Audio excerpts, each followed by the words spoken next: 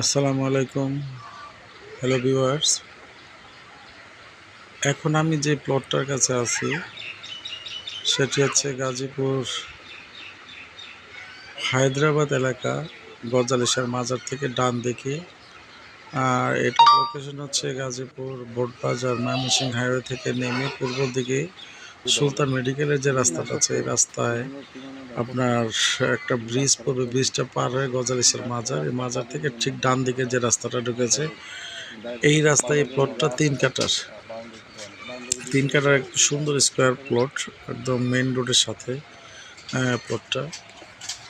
আপনারা যারা এই প্লটটা নিতে চান অবশ্যই স্ক্রিনে দেওয়ার নাম্বারটা যোগাযোগ করবেন ইনশাল্লাহ।